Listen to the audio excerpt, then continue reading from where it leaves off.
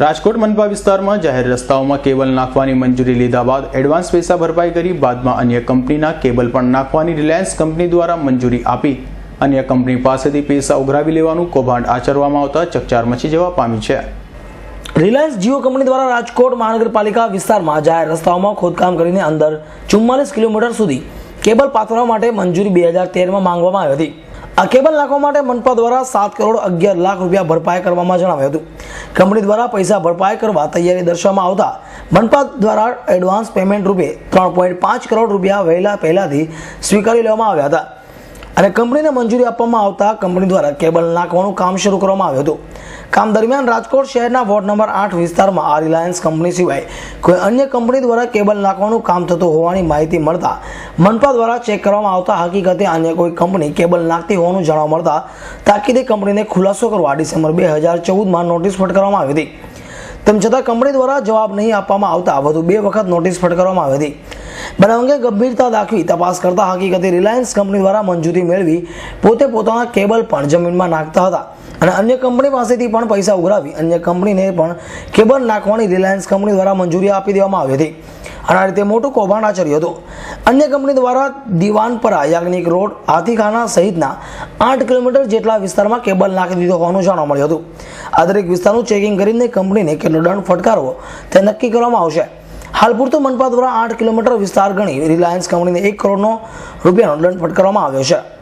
કે અમે તો એ પણ કીધું કે જે ફરજ પરના અધિકારીઓ છે એની પણ જવાબદારી આવે છે, કેમ કે એક વખત જેને આપણે કરાર મુજબ જે કરવાનું કીધું એમાં જો અધિકારીઓએ પણ ધ્યાન ન દીધું અથવા જો એ સાથે સંડોવાયેલા પણ હોઈ શકે, કેમ કે તો જ તે આટલા સુધી આખા વેસ્ટ અને સેન્ટ્રલમાં જો વાયરિંગ થાય ત્યાં સુધી જો અધિકારીઓને પણ ખબર ન હોય એવું બની ન શકે। અમે 2 વાર કમિશનરશ્રીને રજૂઆત પણ કરેલી છે અને અમે કીધું પણ છે કે જે પણ અધિકારી આમાં સંડોવાયેલા હોય એને અને કંપનીમાં પણ તપાસ કરો અને એની ફોજદારી કે જે પણ પગલાં લેવા પડે એ ચોક્કસ લે। રાજકોટ મહાનગરપાલિકા વિસ્તારમાં Reliance Jio 4G company limited દ્વારા પોતાનું કેબલ લેઇંગ ઓપ્ટિકલ ફાઇબર નાખવા માટે મંજૂરી માંગી હતી ડિસેમ્બર 2013માં। ડિસેમ્બર 2013માં આપણે મંજૂરી આપી હતી। એ લોકોએ કામ જાન્યુઆરી 2014માં શરૂ કર્યું હતું। કુલ સેન્ટ્રલ ઝોનનો વોર્ડ વિસ્તારોમાં એ લોકોને 44 કિલોમીટર લેઇંગની આપણે મંજૂરી આપી હતી અને 7 કરોડ 11 લાખ રૂપિયાનો ચાર્જ ભરપાઈ કરાયો હતો આપણે અને એના સિક્યુરિટી ડિપોઝિટ પેટે 3.5 કરોડ રૂપિયા ભરાયા હતા। એ ચાર્જ ભર્યા બાદ નિયત ચાર્જ ભર્યા બાદ એ લોકોએ લેઇંગ કામ શરૂ કર્યું હતું। ચાલુ લેઇંગ કામ દરમિયાન એ લોકોએ કોઈ અન્ય કંપનીના કેબલ પોતાને તો લેઇંગ કરતા હતા પણ એના વેન્ડર્સ દ્વારા અધર કોઈ કંપનીના કેબલ લેઇંગ કરતા હતા। એ આપણા ધ્યાનમાં ખાસ તો વોર્ડ નંબર 8ના વિસ્તારો દિવાનપરા, ત્રિકોણબાગ પાસે, યાજ્ઞિક રોડ પર રામકૃષ્ણ આશ્રમ પાસેના ભાગે આપણે ધ્યાનમાં આવ્યું તંત્રને।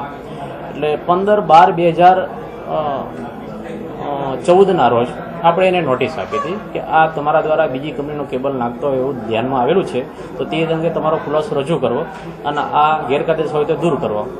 પછી એ લોકોએ કોઈ કાર્યવાહી નથી કરી, કામગીરી બંધ કરી અને જ્યાં ગેરકાયદેસર કેબલ નાખેલો છે એ માન્ય કમિશનર સાહેબની સૂચનાથી આપણે દૂર કરવાની એમને નોટિસ આપી હતી। કુલ કેટલા કિલોમીટર લેન્થ થયેલું તે પ્રમાણે પેનલ્ટી કરવામાં આવશે પણ હાલ વચગાળાની પેનલ્ટી પેટે 1 કરોડ રૂપિયા પેનલ્ટી આ જે કમિશનર સાહેબ દ્વારા હુકમ કરવામાં આવેલો છે અને એને નોટિસ સ્વીકારી દેવાય છે। સમગ્ર કૌભાંડ પ્રકાશમાં આવતા ભારે ચકચાર મચી પામી છે। ઘટના અંગે વિરોધ પક્ષ દ્વારા મ્યુનિસિપલ કમિશનરને રજૂઆત કરવામાં આવી હતી અને જણાવવામાં આવ્યું હતું કે આ રીતે રાજકોટ શહેરના અન્ય વિસ્તારમાં પણ જો મનપા દ્વારા ચેકિંગ કરવામાં આવે તો બહુ મોટું કૌભાંડ બહાર આવે તેમ છે। દેવાંગ ભોજાણી, એસનાન ન્યૂઝ, રાજકોટ।